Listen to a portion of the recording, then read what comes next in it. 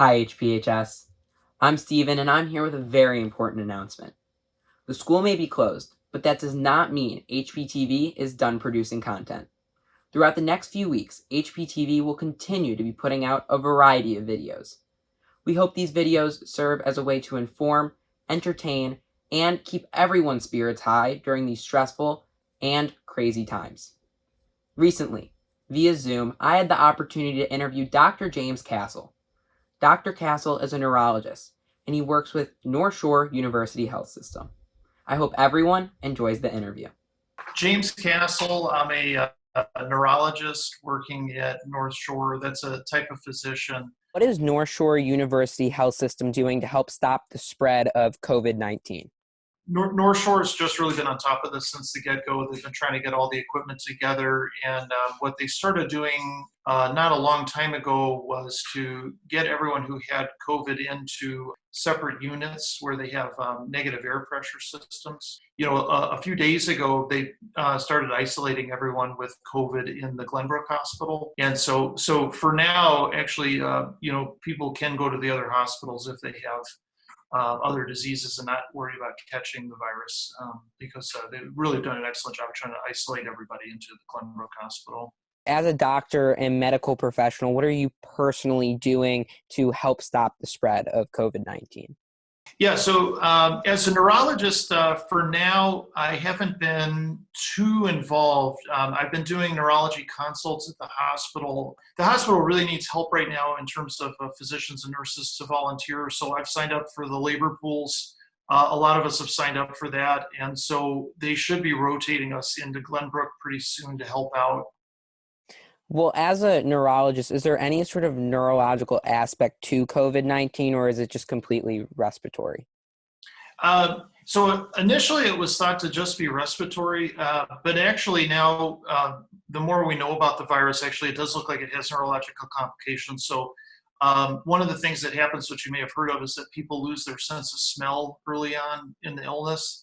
And that's actually the virus likely getting its way into the nervous system through the olfactory bulb, which are these nerves that go right on top of the nose. They make their way straight out from the brain onto the top of the nose, and they invade it that way. And actually, fortunately, to my knowledge, we haven't had any problems with this at North Shore yet, but there are some brain complications that you can get from the disease. In every bad situation, there always is some sort of silver lining. So can you share with me a specific moment or thing that you've seen or experienced throughout this pandemic that really shows the good in people? For starters, when this all started, somebody left a big sign. It was just a very basic sign made out of drywall by the employee entrance at Highland Park Hospital, where they spray painted a really nice sign, just thanking all the doctors and nurses. And then actually, that's extremely helpful, I think, from a morale standpoint to see something like that.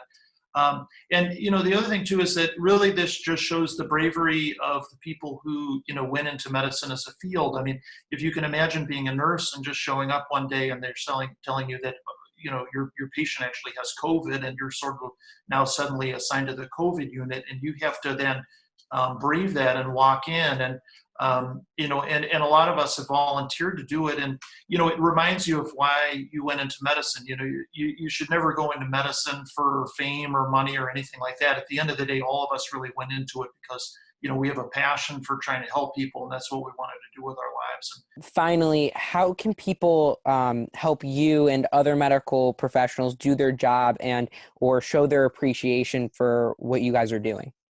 One thing you could do is just number one, if people want to, they can donate blood. There's actually a critical shortage of blood right now in the system, and so that might be one thing you could do, definitively to really help.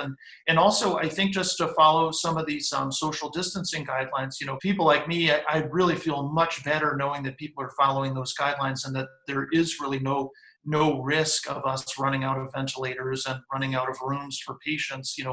As much as the general public can please try to understand that, none of us want to see a situation where we don't have enough ventilators for the patients. And I'm hoping that day never comes. And certainly, again, North Shore is a fantastic place. We have tons of backup.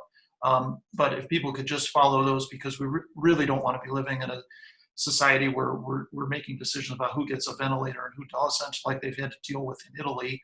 And then, just these little morale boosters, people don't realize how important that is, leaving that sign outside of Highland Park Hospital, or some nice soul left all these flowers in the windshield wipers of the employees at the hospital. That was extremely nice.